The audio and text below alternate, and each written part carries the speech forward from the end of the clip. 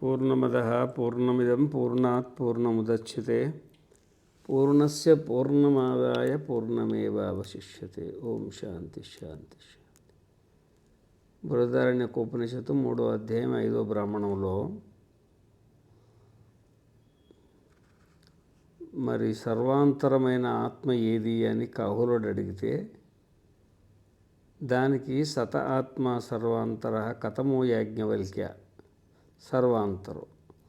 ఆ ఆత్మ సర్వాంతరం ఎట్లయింది, దాని స్వరూపం ఏందంట. యో అశనాయా పిపాసే శోకం మోహం జరాం అత్యేతి. అశనాయా పిపాసే ఆకలి దప్పుకులు లేనిది, శోకం మోహం లేనిది, ముసలితనము చావు లేనిది. అదే నీ స్వరూపము నా స్వరూపం అని ముందు మంత్రంలో చెప్పిండు కదా. ఆ మంత్రాన్ని గురించి శోకం మోహం ఇది, శోకం మోహం ఈ రెండు పదాలను గురించి ఇక్కడ చెప్తున్నాడు. శోక ఇది కామ. శోకం ఏంటంటే కోరిక. మామూలుగా శోకం అంటే బాధ. శోకిస్తున్నాడు అంటే ఏమంటారు, బాధపడుతున్నాడు. మనిషికి బాధ ఎప్పుడు జరుగుతుంది అంటే తనకు అనుకున్నట్టు జరగకపోయినా, తనకు కావలసింది దొరకకపోయినా, ఇల్లు కట్టుకోవాలని కోరిక కలిగింది కానీ కట్టలేకపోతుండు, బాధ కలుగుతుంది. దాన్ని శోకం అంటారు అన్నమాట. ఏదో తీర్థయాత్ర పోదామనుకున్నాము, పోలేకపోతున్నాం, పోవాలని ఆరాటం ఉంటుంది కదా, దాన్ని శోకం అంటారు అన్నమాట. ఆరోగ్యం బాగుండాలా, ఆరోగ్యం బాగుంటలేదు, ఆరోగ్యం బాగుంటే బాగుండే నురికి బాధపడుతుంటారు కదా, దాన్ని శోకం అన్నమాట. శోకం వెనుక కోరిక. ఆరోగ్యం బాగుండాలని కోరిక, తీర్థయాత్ర చేయాలని కోరిక, ఇల్లు కట్టాలని కోరిక, పెళ్లి చేసుకోవాలని కోరిక, పిల్లలు కలగాలని కోరిక, ఉద్యోగం సంపాదించుకోవాలని కోరిక, మరి డబ్బులు పెంచుకోవాలని కోరిక ఉంది కదా. కోరికనే మనోవేదనకు కారణమవుతుంది. ఆ కోరిక నెరవేరలేదనుకో, ఆ నెరవేరకపోతే అది నెరవేర్చుకోవాలని మనసులో ఆరాటం ఉంటుంది కదా, బాధపడుతుంటుంది కదా మనస్సు. దాని పేరు శోకం అంటారు. ఈ శోకం అనేది మనకు సంబంధించింది కాదు, అది మనసుకు సంబంధించింది. అది చెప్తున్నాడు అన్నమాట. తర్వాత మరి మోహం అంటే విపరీత జ్ఞానాన్ని మోహం అంటారు. విపరీత జ్ఞానాన్ని మోహం. ఉండేది ఒకటైతే మనం చూసేది ఇంకొకటి. ఇప్పుడు ఆడ తాడు ఉంది, పాము అనుకుంటాం కదా, దాన్ని మోహం అంటారు అన్నమాట. ఆడ కౌచిప్పి ఉన్నది, వెండి అనుకుంటాము, దాన్ని ఏమంటారు, మోహం అంటారు. ముత్యాల దబ్బు ఉంది, ఆకాశం నిండా ముత్యాలు ఉన్నాయి అన్నట్టు అనిపిస్తుంది, నమ్ముతాము, దాన్ని ఏమంటారు, మోహం అంటారు అన్నమాట. ఈ శరీరం నేను కాదు, నేను అనిపిస్తుంది, దాన్ని మోహం అంటారు. ఈ మనస్సు మనం కాదు, నేనే అనిపిస్తుంది, దాన్ని ఏమంటారు, మోహం అంటారు అన్నమాట. ఈ మాదిరిగా ఉన్నది ఒకటైతే అనుభవానికి వచ్చేది ఇంకొకటి ఉంటుంది చూడు, దాన్ని మోహం అంటారు. అది అవిద్య వల్ల. దాంతో అన్ని అనర్థాలన్నీ వస్తాయి. అతస్మిన్ తద్బుద్ధి అధ్యారోప అంటారు. దాని కానీ అది కానీ దాని అందు దాని బుద్ధి. అది పాము కాదు కానీ పాము అనిపిస్తుంది, అది వెండి కాదు కానీ వెండి అనిపిస్తుంది, అది ఆభరణం కాదు కానీ ఆభరణంలో కనిపిస్తుంది, వాస్తవికంగా బంగారం. మరి ఈ శరీరం కూడా చైతన్యం అనిపిస్తుంది, మనస్సు కూడా చైతన్యం అనిపిస్తుంది. మరి మా శరీరంలో చైతన్యం లేదు, ఎందుకు నడుస్తుంది, అది ఎందుకు తిరుగుతున్నది, కింద నుండి పైకి వస్తుంది, పై నుండి కిందికి పోతున్నాయి, కాళ్ళు కదులుతున్నాయి, చేతులు కదులుతున్నాయి, దాంట్లో చైతన్యం ఉంది కదా అని కొంతమంది అంటారు. మరి మనసుకు చైతన్యం లేని దానికి జాగ్రత్త అవస్థ, స్వప్నావస్థ, సుషుప్తి అవస్థ ఎట్లా వస్తుంది? కళ్ళ గుండా రూపాలను చూస్తుంది, చెవి నుండి శబ్దాలను వింటుంది, నాలుగుతో రుచి చూస్తున్నది, దానికి ఎందుకు చైతన్యం లేదు? చైతన్యం ఉన్నది అనుకుంటారు కదా, దీన్ని భ్రమ. ఇదే అన్ని అనర్థాలకు కారణము అని చెప్తుండనమాట.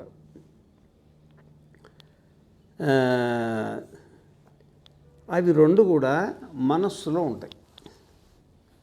తౌ మనో అధికరణం, అవి మనస్సులో ఉంటాయి. మనస్సులో ఎట్లుంటాయి అంటే, ఇప్పుడు ఈ భూమిలో రూపం లేదు, నీళ్ళల్లో చల్లదనం లేదు, అగ్నిలో ఉడుకు లేదు. అట్లనే మనస్సులో కూడా ఈ శోకము మోహం అని దాంట్లో ఉంటాయి, పుడుతుంటాయి, ఇట్లా వస్తుంటాయి, పోతుంటాయి. దానిదే అన్నమాట, దాని గుణాలే. తథా శరీరాధికరణౌ జరా మృత్యుంచ అత్యేతి. జరేతి కార్యకరణ సంఘాత విపరిణామో వలి ఫలితాదిలింగ మృత్యురిది తద్విచ్ఛేదో విపరిణామావసాన. ఇప్పుడు సరే, ఈ శోకము మోహము మనసులో ఉంటాయి. మరి ముసలితనము చావు దేంట్లో ఉంటుంది? అది శరీరంలో ఉంటుంది. ఏడుంటాయి? శరీరంలో ఉంటాయి.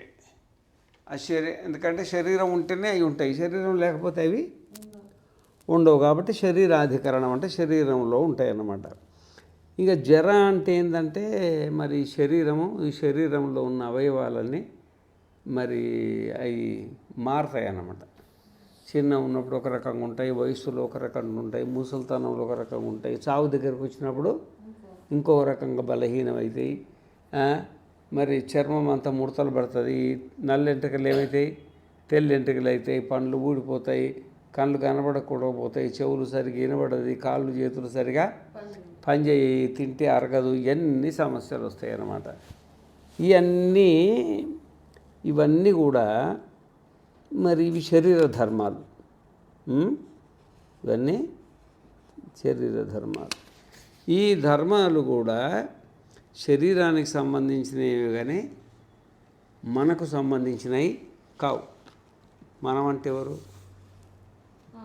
అపరోక్ష బ్రహ్మ. మనం అంటే ఎవరు? అపరోక్ష బ్రహ్మ. అంటే బయటికి కనబడేది కాదు, అన్నిటిని చూసేది మనమే అన్నమాట.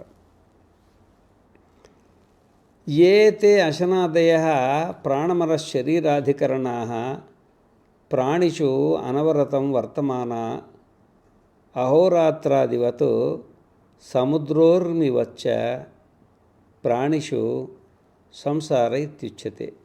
ఇక సంసారం అంటే ఏది కాదు, ఇదే సంసారం అని చెప్తుంటారు అన్నమాట. సంసారం అంటే ఇదే. ఆకలి కావడము, దప్పిక కావడము, ఇదొక సంసారం. సుఖం కలగడము, దుఃఖం కలగడము, ఇదొక సంసారం. ఈ సుఖ దుఃఖ ఇచ్ఛా ద్వేష ప్రయత్న ధర్మాలు మనసులో కామ క్రోధ లోభ మోహ మద మాత్సర్యాలు ఈ మనసులో వస్తుంటాయి కదా. ఈ శరీరంలో బాల్యము కౌమారం యవ్వనము వార్ధక్యం చావు వస్తుంటాయి కదా. దీని పేరే సంసారం అంటారు, ఇంకోటి ఏది కాదంట. ఇవి కూడా ఎప్పుడు ఒక తీరు ఉండవు. అహోరాత్రాదివత్ అన్నాడు. అహోరాత్ర. అహహ అంటే ఏంది? పగలు. ఆహహ అంటే పగలు. అహోరాత్రులు అంటే రాత్రింబవళ్ళు. ఇప్పుడు పగలు ఉంటుంది, ఈ పగలు 10 సంవత్సరాలు ఉంటుందా? అయిపోయి వస్తుంది. ఆ విధంగానే కోరిక పుడుతుంది, సచ్చిందాక ఆ కోరిక ఉంటుందా ఏంటిది? కొంతకాలం ఉంటుంది, పోతుంది. మోహం ఉంటుంది, అది కొంతకాలం ఉంటుంది, పోతుంది. నా కొడుకులు అని పెంచి నా కొడుకు పాడుగాను, నన్ను పట్టించుకుంటలేడు, వాడు నా కొడుకు, వాడు నా శత్రువు అని తిడతాడు. అప్పుడేమో కొడుకు అనిపించింది, ఇప్పుడేమో శత్రువు అనిపిస్తుంది. పెళ్లి చేసి నా కోడలు అని చెప్పుకొని తిరుగుతుంది. ఈ కోడలు కాదు, కొడవలది జుట్లు పోస్తుంది, జుట్లు కత్తిరిస్తుంది, ఇంకేదేదో అనుకుంటారు. ఇట్లా ఏదైనా కొంతకాలం ఉంటుంది, కొంతకాలం మారుతుంటుంది అన్నమాట. అహోరాత్రి అది ఎప్పటికీ పగలు ఉండదు, ఎప్పటికీ రాత్రి ఉండదు. రాత్రి వస్తుంటుంది, పోతుంది, పగలు వస్తుంటుంది, పోతుంది అన్నట్టుగా మరి ఈ శరీరంలో కూడా ఇట్లా మార్పులు వస్తుంటాయి, ఈ మనస్సులో కూడా ఇట్లా మార్పులు వస్తుంటాయి, పోతుంటాయి. సముద్రోర్మి వచ్చ. సముద్ర అంటే సముద్రంలో ఉర్మి అంటే అలలు, అల తర్వాత వస్తుంటుంది, పోతుంటుంది కదా. ఆ విధంగానే శరీరంలో మార్పులు వస్తుంటాయి, పోతుంటాయి. మనస్సులో కూడా మార్పులు వస్తుంటాయి, పోతుంటాయి. దీని పేరే సంసారం. అన్ని ప్రాణులలో సహజంగా ఉంటుంది. ఇంకా సంసారం అంటే ఇంకేం కాదు, శరీరంలో మార్పులు కలగడం, మనస్సులో మార్పులు కలగడం, జీవితాంతం ఇది నడుస్తూనే ఉంటుంది అన్నమాట. దీని పేరే సంసారం. ఇంకోటి సంసారం ఏం లేదు. అంటే ఈ శరీరాన్ని మనసును పక్కన పెడితే ఇక సంసారం ఏముంది? శరీరాన్ని పక్కన పెట్టినామనుకో, అంటే శరీరం లేదనుకో, మనస్సు లేదనుకో, ఇక సంసారం ఏముంది నీకు? ఏది లేదు. ఈ శరీరం అంటే ఏంటంటే బాల్యము, కౌమరము, యవ్వారము, వార్ధక్యం, యవ్వనం, వార్ధక్యం, చావు. మనస్సు ఏంటంటే సుఖము, దుఃఖము, ఇచ్ఛ, ద్వేషము, ప్రయత్నము, ధర్మము, అధర్మము, సంస్కారము, క్రోధము, లోభము, మోహము, మదము, మాత్సర్యం. సముద్రంలో అల్లల మాదిరిగా, ప్రవాహం మాదిరిగా పొద్దు నుండి సాయంత్రం దాకా మనసు మారుతుంటుంది కదా. పొద్దునున్న మనసు ఇప్పుడుందా? ఇప్పుడున్న మనసు సాయంత్రం ఉంటుందా? ఇక అన్నీ మారుతూనే ఉంటాయి అన్నమాట. ఈ మార్పు పేరే సంసారం అని చెప్తుండనమాట. యో అసో దృష్టే దృష్టే ఇర్దృష్టేత్యాది లక్షణ సాక్షాత్ అవ్యవహితో అపరోక్షాత్ అగౌణ సర్వాంతర ఆత్మ బ్రహ్మాది స్తంభ పర్యంతానాం భూతానాం అశనాయ పిపాసాదిభిః సంసారధర్మై సదా న స్పృశ్యతే.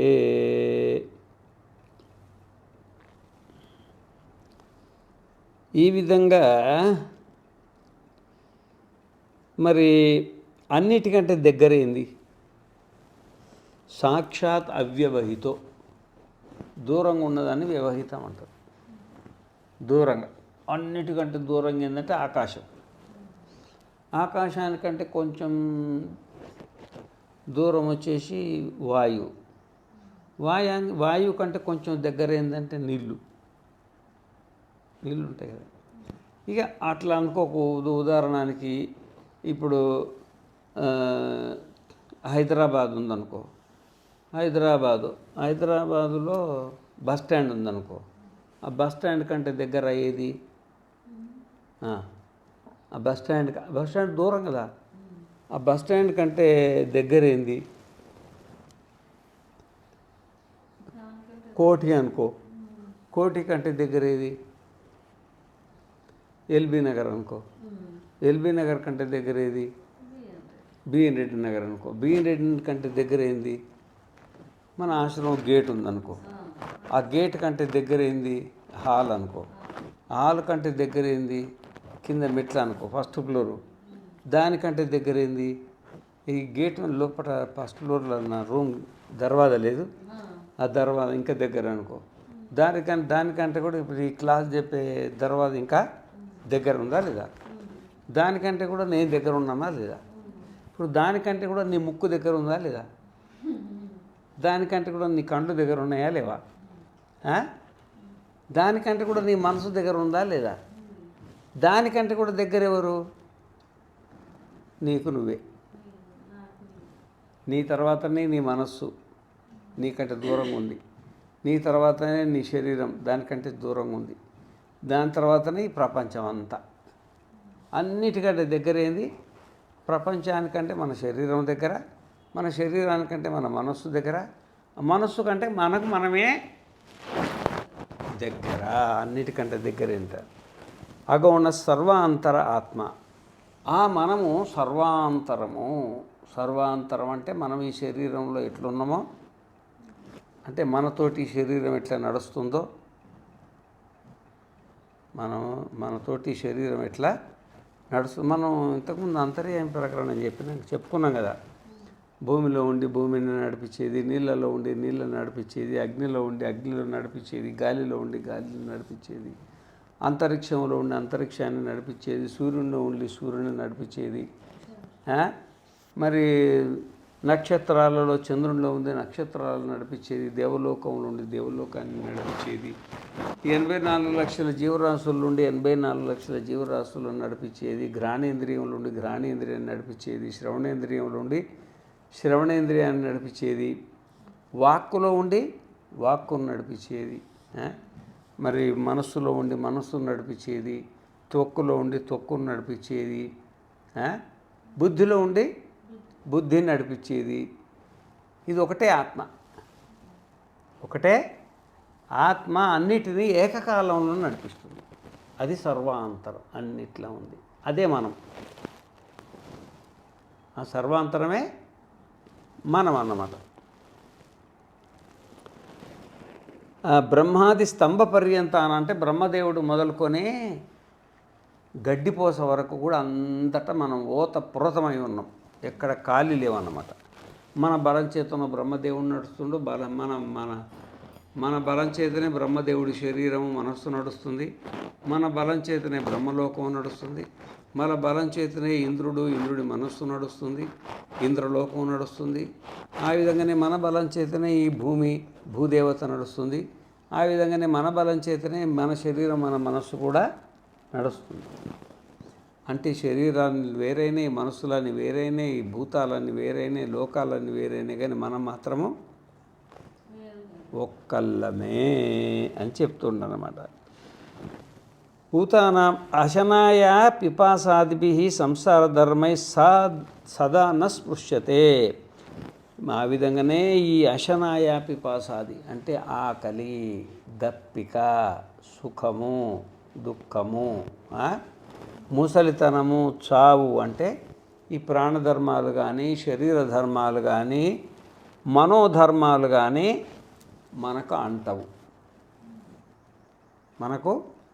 అంటవు. అవి వేరే అధికరణంలో ఉన్నాయి, మన అధికరణంలో లేవు. అవి వేరే అధికరణంలో ఉన్నాయి. సుఖ దుఃఖాలు మనస్సులో ఉంటాయి కాబట్టి మనో అధికరణం. అర్థమవుతుందా?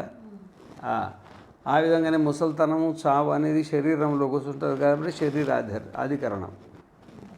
ఆకలి దప్పిక అనేది ప్రాణాధికరణంలో ఉంటే, ప్రాణం ఉంటేనే ఆకలి దప్పిక ప్రాణాధికరణంలో ఉంటుంది. మన లోపల అవి లేవు, మనకు సంబంధం లేవు. సంసార ధర్మై సదా న స్పృశ్యతే. ఆకాశ ఇవ ఘనాదిమలై. ఆకాశ ఇవ ఒక ఉదాహరణ చెప్తుంది. ఆకాశం ఘనాదిమలై. ఘనము అంటే మేఘాన్ని ఘనం అంటారు. ఘనచ్చన్న దృష్టిర్ఘనచ్చన్న మర్కం యథా మన్యతే నిష్ప్రభంచాది మూఢ తథా బద్ధవద్భాతి యో మూఢ దృష్టే స నిత్యోపలబ్ధి స్వరూపోహమాత్మా.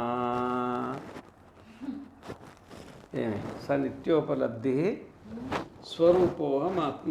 ఘనచ్ఛన్న దృష్టి. ఘనచ్ఛన్న దృష్టి అంటే ఘనం అంటే ఇక్కడ మేఘం అన్నమాట. ఆది మలై. మలం అంటే ఏంది? మలం అంటే ఏంటంటే మాలిన్యం. ఆకాశం ఈరోజు మైలుగా ఉంటుంది అంటారు కదా. ఏ విధంగానైతే ఆకాశానికి మరి ఈ మేఘాలు సంబంధం లేదో అంటావో, మేఘం వస్తుంది పోతుంది, ఆకాశం పోతుందా? మరి కానీ ఆకాశం ఈరోజు మబ్బులు పట్టింది అంటాం. ఆకాశం మబ్బులు ఏంది పట్టింది? మేఘాలు వచ్చినాయి, కొంతసేపు ఉంటాయి, మళ్ళీ కొంతసేపటికి పోతాయి. ఆ విధంగానే ఆకాశంలో మేఘాల వలె మన లోపట మేఘం ఏంటంటే శరీరం, మేఘం ఏంటంటే ప్రాణాలు, మేఘం ఏంటంటే మనస్సు, మేఘం ఏంటంటే ఈ భూమి, నీళ్లు, అగ్ని, గాలి, వాయువు, ఆకాశం. మేఘం ఏంటంటే బ్రహ్మలోకం, మేఘం ఏంటంటే బ్రహ్మ శరీరం, మేఘం ఏంటంటే బ్రహ్మ మనస్సు, మేఘం ఏంటంటే 84 లక్షల జీవరాశులు. ఇవన్నీ మన లోపల మేఘాల మాదిరిగా ఉన్నాయి. కొంతకాలం ఉంటాయి, మళ్ళా పోతాయి. కానీ మేఘాల ఆకాశానికి ఎట్లా అంటావో ఈ సంసార ధర్మాలలో ఏది కూడా మనకు అంటదు. బ్రహ్మధర్మం కానీ, బ్రహ్మదేవుడి ధర్మం కానీ, బ్రహ్మదేవుడి మనస్సు కానీ, మన శరీరం కానీ, మన శరీర మనస్సు ధర్మాలు కానీ, ఈ 84 లక్షల ఈ శరీర ప్రాణ మనోధర్మాలు మనకి ఏమాత్రం కూడా అంటని ఆత్మము అని చెప్తున్నాడు అన్నమాట. సదే మరి ఈ ఆత్మజ్ఞానం మరి చెప్తేనే అర్థమవుతుంది, కానీ శరీరం నేనే అనిపిస్తుంది. మళ్ళీ ఉపన్యాసం అయిపోగానే ఇది మళ్ళీ శరీరం నేనే అనిపిస్తుంది, నాకే ఆకలేస్తుంది అనిపిస్తుంది, నాకే దప్పికేస్తా అనిపిస్తుంది, నాకే కోరికలు పుడుతున్నాయి, ఆ కోరికలు నెరవేరకపోతే బాధ కలుగుతున్నది, ఈ ప్రపంచం అంతా ఎప్పటికి ఉంటుందని అనిపిస్తున్నది. మరి మరి దీన్ని పోవాలంటే ఎట్లా? ఇది మనకు ఆత్మజ్ఞానం కలగాలంటే ఎట్లా? ఈ భ్రమ నుండి బయటపడాలంటే ఎట్లా అనే విషయాన్ని విదుషో వ్యుత్థాన నిరూపణం. విదుషో అంటే జ్ఞాని ఏ విధంగా ఈ శోకం నుండి, మోహం నుండి, జరా నుండి, మరణం నుండి, అశనా పిపాసల నుండి, అంటే ఈ శరీర ధర్మాలు, ప్రాణధర్మాలు, ఈ మనోధర్మాల నుండి ఏ విధంగా బయటపడి నేను ఆత్మస్వరూపము అనే ఆత్మస్వరూపంలో ఉండాలో ఆ సాధన చెప్తున్నాను. ఇంటే సరిపోదు, పుస్తకాలు చదివితే సరిపోదు, వింటే జ్ఞానం కలుగుతుంది, పుస్తకాలు చదివితే కూడా జ్ఞానం కలుగుతుంది, కానీ నీ స్వరూప స్థితి అంత మాత్రాన అవగతం కాదు అని. తమేతం వై ఆత్మానం స్వం తత్వం విదిత్వా జ్ఞాత్వా అయమహమస్మీతి పరం బ్రహ్మ సదా సర్వ సంసార వినిర్ముక్తం నిత్యతృప్తమితి. ఈ విధంగా గురువుల ద్వారా, శాస్త్రాల ద్వారా ఆత్మస్వరూపాన్ని తెలుసుకొని, నేను శరీరాన్ని కాదు, నేను ప్రాణాన్ని కాదు, నేను మనస్సును కాదు, నేను ఒక్క శరీరంలోనే లేదు, బ్రహ్మాండం అంతా వ్యాపించున్న, నా బలంతో అంత సృష్టి అంతా నడుస్తున్నది, ఆకాశంలో మేఘాల వల్ల ఈ సృష్టి అంతా తాత్కాలికంగా మేఘాల మాదిరిగా ఈ సృష్టి కొంతకాలం ఉంటుంది, మళ్ళీ కొంతకాలం పోతుంది. సృష్టికి మేఘం ఎట్లయితే ఆకాశాన్ని అంటదో, ఆకాశానికి మేఘాన్ని ఎట్లయితే అంటదో, ఆ విధంగానే ఈ సృష్టి ఏది కూడా నాకు అంటదు, నేను పరమాత్మను అని. సర్వ సంసార వినిర్ముక్తం నిత్యతృప్తం. నిత్యతృప్తం. ఈ నిత్యతృప్తి అంటే ఏంది? అంటే ఇప్పుడు శరీరం నేను అనుకున్నాం అనుకోండి, యవ్వనంలో ఆనందం ఉంటుంది, బాల్యంలో ఆనందం ఉంటుంది. ఎందుకంటే బాలస్తావతు క్రీడాసక్త తరుణస్తావతు తరుణీసక్త.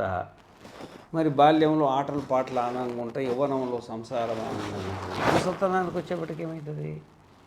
అంత తాళం చేతులు అంతా లాక్కుంటారు, లేకపోతే ఈయన చేస్తాడు, ఇంకా అప్పుడు చాలా ఇబ్బంది అనిపిస్తుంది. ఇక ఈ విధంగా సర్వ సంసార వినిర్ముక్తం నిత్యతృప్తం అంటే యవ్వనంలో ఆనందం ఉంటుంది, బాల్యంలో ఆనందం ఉంటుంది, కానీ ఈ ఆత్మజ్ఞానికి ఎప్పుడు నిత్యతృప్తుడు అనమాట, ఎప్పుడూ ఆనందంగానే ఉంటాడు అన్నమాట. అది సంసార ఆనందం ఒకప్పుడు ఉంటుంది, పోతుంది. సంసారులకైనా సన్యాసులకైనా ఎవరికైనా కొంతకాలం ఉంటుంది, కొంతకాలం పోతుంది, కానీ ఇది నిత్యతృప్తమితి. బ్రాహ్మణానామేవ అధికారో వ్యుత్థానేతతో బ్రాహ్మణగ్రహణము వ్యుత్థాన వైపరీత్యేన వ్యుత్థానం కృత్వా తేన ఇత్యాహ. ఈ విధంగా బ్రహ్మజ్ఞానులకే అధికారం ఉంది,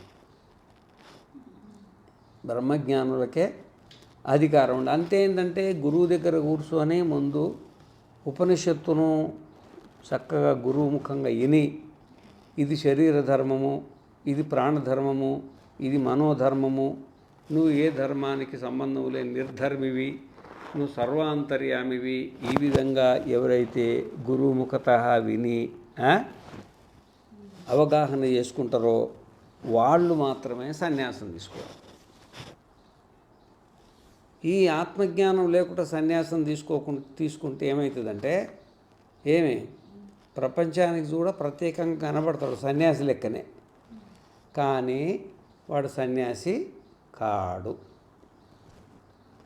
ప్రపంచానికి చూస్తేనేమో ఈయన బ్రహ్మచారి, ఈయన గృహస్థుడు, ఈయన వానపతుడు, డ్రెస్సును బట్టి గుర్తుపడతాం కదా, అట్లా డ్రెస్సుతోటి ప్రపంచం కూడా నేను సన్యాసి అని అంటుంది, కానీ నీకు ఆ సన్యాసికి ఉండాల్సినటువంటి ధర్మము అంటే ఇది శరీర ధర్మము నాకు సంబంధం లేదు, ప్రాణధర్మాలు నాకు సంబంధం లేదు, మనోధర్మాలు నేను సంబంధం లేదు, నేను ఈ శరీరంలోనే కాదు బ్రహ్మాండం అంతా నా లోపట్నే ఉంది, నేను పరమాత్మను పరబ్రహ్మను అని పరబ్రహ్మ స్వరూపంలో ఉండే సత్తా అతనికి ఉండదు.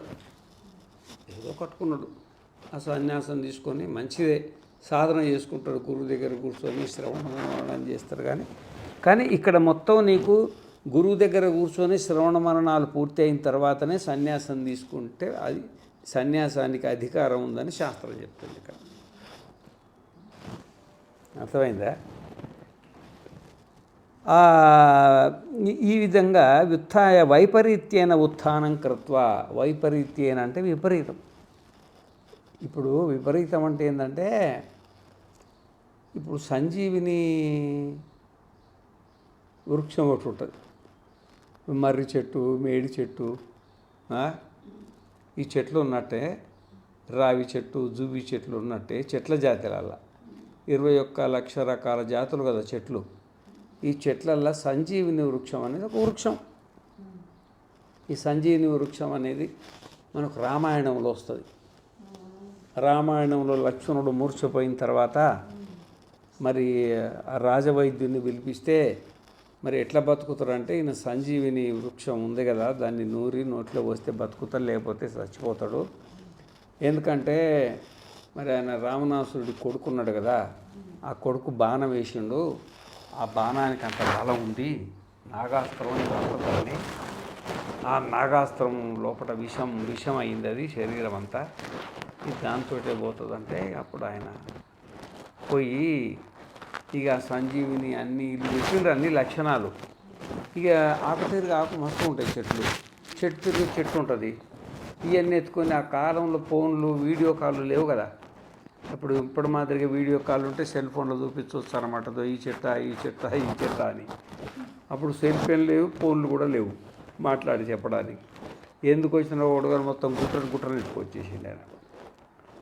అందుకని ఆ సంజీవిని అనేది రామాయణంలో ప్రసిద్ధమైంది. రామాయణం అయిన వాళ్లకు సంజీవిని అని అది ఒక రకమైన జాతి చెట్టు, వృక్షం అన్నమాట. అయితే ఇప్పుడు వాన ఉంటుంది కదా, పర్వతాలు మళ్ళీ వర్షం వచ్చినప్పుడు ఆ వర్షంలో ఎండిపోయినవి, ఇరిగినవి అన్నీ పెద్ద పెద్ద ప్రవాహాలు అలా కొట్టుకొస్తాయి కదా. ఏంటివి? చెట్లు కొమ్మలు రెమ్మలు కొట్టుకొస్తాయి కదా. దాంట్లో ఒకవేళ సంజీవిని వృక్షం పుల్లబడినట్టు, చిన్న పుల్ల అయినా సరే పెద్ద పుల్ల అయినా, ఆ నీళ్ళలో కొట్టుకొస్తుంది కదా, కొంచెం దూరం వేగాన్ని కొట్టుకొస్తుంది. తర్వాత కొంచెం దూరం పోయిన తర్వాత వేగం తగ్గుతుంది కదా. ఆ తగ్గినప్పుడు ఆ పుల్లలన్నీ అన్నీ ఉండిపోతాయి. ఈ పుల్ల ఎదురుతుంది, మళ్ళీ ఈ పుల్ల ఎదురు ఇది మొత్తం నది మొదలుకు వస్తుంది అనమాట, ఏడుగురు ఆడికి వస్తుంది. ఆ విధంగా ఈ సంసార ప్రవాహంలో పడిన వాడు బ్రహ్మచారి, ఆ విధంగానే గృహస్థుడు, వానప్రస్థుడు సంసార ప్రవాహంలో కొట్టుకుపోయినా, కొంచెం దూరము కొట్టుకుపోతారు కదా, అందరు పెళ్ళి చేసుకుంటున్నారు కదా. మరి అవసరమో అనవసరమో అది ఇక అందరిని చూసి ఇక సంసార ధర్మం నడుస్తుంది. అట్లా కొంచెం కొట్టుకొని పోయిందనుకో, కానీ గురువు దగ్గర కూర్చొని ఉపనిషత్తును చదివి ఈ శరీర ధర్మాలు నాకు సంబంధం లేదు, ప్రాణధర్మాలు నాకు సంబంధం లేదు, మనోధర్మాలు సంబంధం లేదు, ఈ శరీరమే కాదు అన్ని శరీరంలో నేనే సర్వాంతరాత్మని తెలిసిన తర్వాత ఆ సంసార బలం తగ్గంగానే, అంటే గృహస్థాశ్రమం పూర్తి అవుతుంది కదా, చిన్న సంతానం కలగానే అది కొంచెం వేగం తగ్గిపోతుంది కదా, ఇక మెడల బరువు తగ్గిపోతుంది కదా. మెడల బరువు తగ్గిన తర్వాత ఇక ఎదురు తిరుగుతాడు, ఇక ఎదురు తిరిగి వచ్చి సన్యాసం తీసుకుంటాడు. ఇక ఆ సంజీవిని వృక్షం మాదిరిగా ఇంక ఎదురు ఇస్తాడు. ఇక ఇంతవరకు శరీరం నేను అనుకునేది ఇప్పుడు శరీరం నాది కాదంటాడు, ఇంతవరకు మనస్సు నేను అనుకున్నది మనస్సు నేను కాదంటాడు. ఎందుకంటే అప్పుడు అనుకున్నదాకా జరగదు సంసారంలో. శరీరం నేను అనుకోకపోతే, ప్రాణం నేను అనుకోకపోతే, మనస్సు నేను అనుకోకపోతే సంసారం నడవదు అన్నమాట. ఇప్పుడు సంసార ధర్మం పూర్తి అయిన తర్వాత ఇది ఎదురు తిరుగుతుంది. ఎదురు తిరిగిపో, ఈ భూమి నేను కాదు, నీళ్ళు నేను కాదు, అగ్ని నేను కాదు, గాలి నేను కాదు, ఆకాశం నేను కాదు, ఈ ధర్మాలు నాకేం సంబంధం లేని సర్వాంతరాత్మను అని ఏకదం సన్యాసం తీసుకొని తన స్వరూపంలో ఉంటాడు. ఇంట్లో తన స్వరూపంలో కూర్చుంటే భార్య ఊరుకుంటుందా, పిల్లలు ఊరుకుంటారా? సంసారం నడుస్తుందా? నడవదు. అందుకనే ఈ సంసారాన్ని పూర్తి చేసుకొని కొంతమంది మధ్యలో వదిలిపెట్టేస్తారు. కొంచెం వైరాగ్యం ఎక్కువ ఉందనుకో, తీవ్ర సంవేగానామాసన్న మృదు మధ్య అధిమాత్రత్వాత్తోపి విశేష. తీవ్ర వైరాగ్యం ఉన్నవాళ్ళు కూడా బుద్ధుడు వదిలిపెట్టింది కదా, అట్లా వదిలిపెట్టేస్తాడు. కొంతమంది బ్రహ్మచర్యం ఉండే సన్యాసం తీసుకుంటాడు. ముందు తెలివి కల్లోడైతే కొంచెం ఎందుకు బురద ఎందుకు పూసుకోవాలా, కడుక్కోవాలా ఎందుకు అంటే పెళ్లి చేసుకొని మళ్ళీ అంతా కడుక్కొని బయటకు వచ్చేదానికి చాలా టైం పడుతుంది కదా, ఎందుకు అసలు పూసుకోవద్దని కొంతమంది బ్రహ్మచర్యంలో డైరెక్ట్ పెడతారు. కొంతమంది గృహస్థంలో ఉంటారు, ఏదో మధ్యంలో మన వల్లనే భార్య పిల్లలు నడుస్తారు అనుకుంటారు. భార్య పిల్లలు నడిస్తే ఇప్పుడు అనుకోకుండా మధ్యలో చచ్చిపోతే బతుకుతలేరా వాళ్ళు? బతుకుతలేరా ఏంది? బతుకుతున్నారు కదా. ఎంతో భర్తలు చచ్చిపోయిన వాళ్ళు చాలా మంది ఉన్నారు, భార్యలు చచ్చిపోయిన వాళ్ళు చాలా మంది ఉన్నారు, పిల్లలు చచ్చిపోయిన వాళ్ళు చాలా మంది. బతుకుతలేరా? ఎవరి ప్రారంధం పుష్యతి వపుహు. ఎవరి ప్రారంధం వాడికి అన్నం పెడుతుంది. మనం ఎందుకు వాడికి అన్నం పెట్టి ఎవరి ప్రారంధం తీసుకొని వాడు పుట్టిండని చాలా అని ఎగిరిపోతాడు మధ్యలోనే. అందుకే బ్రహ్మచర్యాత్ గృహాత్ వనాద్వా యదహరేవ విరజేతు తదహరేవ ప్రవ్రజేతు. బ్రహ్మచర్యంలో ఉండో, గృహస్థంలో ఉండో, వానప్రస్థంలో ఉండో ఏ పూట వైరాగ్యం కలిగితే ఆ పూటనే వెళ్ళిపోతాడు. ఎవరు? గురువు దగ్గర కూర్చొని శ్రవణం చేసినోడు. ఎవడంటే వాడు వదిలిపెడితే వాడు ఇతో భ్రష్ట తతో భ్రష్ట. ఇటు సంసారానికి పనికిరాడు, అట్లా సన్యాసానికి పరాడు. తాత్కాలిక ఆవేశం మీద కొంతమంది తీసుకుంటారు కదా. తాత్కాలిక ఆవేశం అంటే గురువు దగ్గరికి వచ్చి కూర్చున్నాడు, స్వామి నాకు అర్జెంటుగా సన్యాసం ఇవ్వాలి. ఎందుకయ్యా అంత అర్జెంటు సన్యాసం, ఏమొచ్చింది అన్నాడు. లేదు, నాకు మొత్తం ప్రపంచం వైరాగ్యం కలిగింది అన్నాడు. సరే, వైరాగ్యం కలిగింది మరి పెళ్ళి అయిందంటే అయింది అన్నాడు. పిల్లలు ఉన్నారంటే పిల్లలు ఉన్నారన్నాడు. మరి మరి ఎవరితోటి పంచాయతీ వచ్చిందంటే మా భార్య వెళ్ళిపోమన్నది అని కోపం వచ్చేసి నేను వచ్చేసిన అని. ఇంకా సరేలే, ఇప్పుడు అడ్రస్ కనుక్కున్నాడు అనమాట. ఇప్పుడు సంసారానికి కూడా ముహూర్తం ఉంటుంది కదా, పెళ్ళి చేసుకోవడానికి. సన్యాసికి కూడా ముహూర్తం ఉంటుంది. ఎట్లా రాగానే ఎట్లా అంటే కొంచెం మంచి రోజు చూసిస్తానులే అని ఆయన ఆ మనిషిని చెప్పంపిండు. ఇట్లా మీ భర్త పాలన చోటు ఉన్నాడు, ఆశ్రమంలో సన్యాసం అడుగుతున్నాడు అని. ఆ భర్త పిల్లలను తీసుకొని వచ్చింది. వచ్చి, ఏమయ్యా ఇట్లా ఒక మాట అంటే నువ్వు వచ్చి సన్యాసం తీసుకుంటావా? నువ్వే కదా నాకు దేవుడు, నువ్వే కదా గురువు, నువ్వు లేకపోతే మేము మా పిల్లల్ని బతుకుతామా? ఏదో నాకు తప్పైంది, ఏదో అన్నా, నిజమే ఆవేశంతో అన్నా, నేను లేకుండా నేను బతుకుతానా అది దాన్ని కాళ్ళు పట్టుకున్నాను. ఇంకా సరే గురువు గారి దగ్గరికి వచ్చి, స్వామి నమస్కారం చేస్తూ ఇంటికి పోతున్న స్వామి అన్నాడు. ఏమో ఇప్పటిదాకా సన్యాసం అంటే ఇంటికి పోతావంటే అంటే మళ్ళీ తిట్టదా? తిట్టినప్పుడు వచ్చి తీసుకుంటాను. మళ్ళీ తిట్టదా? ఇప్పుడు వచ్చి కాళ్ళు పట్టుకున్నది. ఇక నేను తిట్టా అది ఇది అనేదో కాళ్ళు పట్టుకున్నది. సరే ఇప్పుడు మళ్ళీ తిడితే మాత్రం తప్పకొచ్చి సన్యాసం తీసుకుంటాను. ఇప్పుడు దీన్ని ఏం సన్యాసం అంటారు? ఆవేశ సన్యాసం. ఇట్లాంటి సన్యాసం తీసుకుంటే ఏమవుతుందంటే ఈడ సుఖంగా ఉండలేడు. ఎట్లా ఆడ సుఖంగా లేడు, ఈడ కూడా సుఖంగా ఉండలేడు. పద్ధతి కాదు. గురువు దగ్గర కూర్చొని ఉపనిషత్తులని చక్కగా విని ఈ మాదిరిగా ఇది సుఖదుఖాలు, మనోధర్మాలు, ఆకలి దప్పులు ప్రాణధర్మాలు, జీవన మరణాలు అనేది అంటే జరా మరణాలు అనేది ప్రాణధర్మాలు. నువ్వు ఆత్మని గురువు దగ్గర కూర్చొని చక్కగా శ్రవణం చేస్తే ఆ శ్రవణం పూర్తయిన తర్వాత అవగాహన కలిగి సన్యాసం తీసుకోవాలా అని చెప్తున్నాడు ఇక్కడ. అర్థమైందా? అయితే కుతః ఉత్థానం కృత్వ అంటే సంసారాన్ని వదిలిపెట్టి వైపరీత్యాన అంటే ఇంతకుముందు సంసారానికి అనుకూలంగా ఉన్నాడు కదా, ఇప్పుడు విపరీతం అయిపోయింది. ఇప్పుడు ఏమైంది? మాత నాస్తి, పిత నాస్తి, నాస్తి బంధు సహోదర, అర్థం నాస్తి, గృహం నాస్తి, నాకెవడూ లేడనేది. ఇంతకుముందు అంతా నా వాళ్ళు అనేది. ఇప్పుడేమంతా నాకు సంబంధం లేదు. ఏం నేతి వచ్చిన నిగమ అవోచుహు. ఇంతకుముందు ఇది నేను అన్నాడు, ఇప్పుడు అది నేను కాదు, ఇది నేను కాదు, అది నేను కాదు అంటాడు అన్నమాట. అది వైపరీత్యం అన్నమాట. ఇంతమంది శరీరం నేను అన్నాడు, ఇప్పుడు శరీరం నేను కాదు అంటాడు. ఇంతవరకు ప్రాణాలు నేను అన్నాడు, ఇప్పుడు ప్రాణాలు నేను కాదు అంటాడు. మనసు నేనేనన్నాడు, మనసు నేను కాదు అంటాడు. ఇంతకుముందు సంసారం సత్యం అన్నాడు, ఇప్పుడు సంసారం సత్యమే కాదన్నాడు. ఇంతకుముందు శరీరమే నేను అనుకున్నాను, శరీరమే నేను కాకపోతున్నాడు. నేను శరీరం అనుకున్నాను అంతే అనుకున్నాడు. ఇప్పుడు అట్లా కాదు, బ్రహ్మాండం అంతా నేనే అన్నాడు. వైపరీత్యం వస్తుంది అన్నమాట. దీన్ని ఏమంటారు? వైపరీత్యం, విపరీత భావం. వైపరీత్యేన ఉత్థానం కృత్వా కుతః ఇత్యాహ పుత్రైషణాయాశ్చ పుత్రార్థే ఈశన పుత్రైషణ పుత్రేణ ఇమం లోకం జయేయం ఇది లోకజయసాధనం పుత్రం ప్రతి ఇచ్ఛా ఏషణ దారసంగ్రహం అకృత్వేత్యర్థ.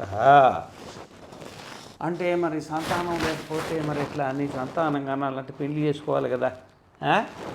సంతానం కోసం పెళ్లి చేసుకొని సంసారంలో పడతారు కదా, దాన్ని ఏమంటారంటే పుత్రేషణ అంటారు. ఇక నాకు పెళ్ళొద్దు,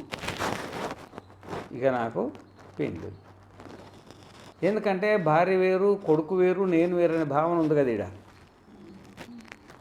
భార్య వేరు కొడుకు వేరు నేను వేరు అన్నప్పుడే భార్యని పెళ్లి చేసుకుంటాడు. అంతా నేను అన్నది పెళ్లి ఎట్లయితుంది? సర్వాత్మ భావం వస్తుంది కదా, అంతా నేనే, అంతా తానే కదా అన్నమాట. అందుకనే అప్పుడు పెళ్లి చేసుకోవడం సంభవం కాదు, వ్యామోహం కలగడం సంభవం కాదన్నమాట. అర్థమైందా? ఈ మాదిరిగా మరి ఈ విత్తైషణాయాశ్చ ఇంకోటి ఏంటంటే డబ్బు సంపాదించాలి.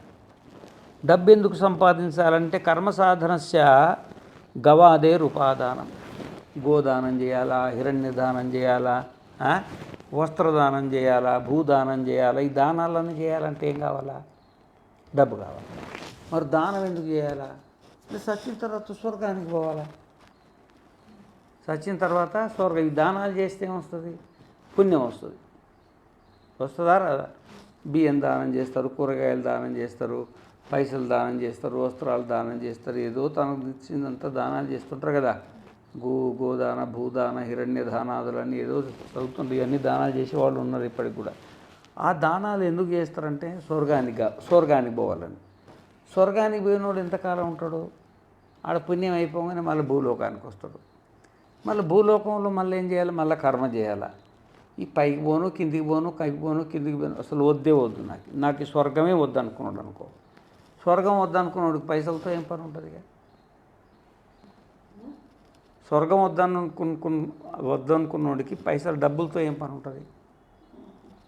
స్వర్గానికి పోవాలన్నప్పుడు యజ్ఞాలు చేయాలా, పెద్ద పెద్ద యజ్ఞాలు, పెద్ద పెద్ద దానాలు చేయాలా, దానికి డబ్బులు అవసరం.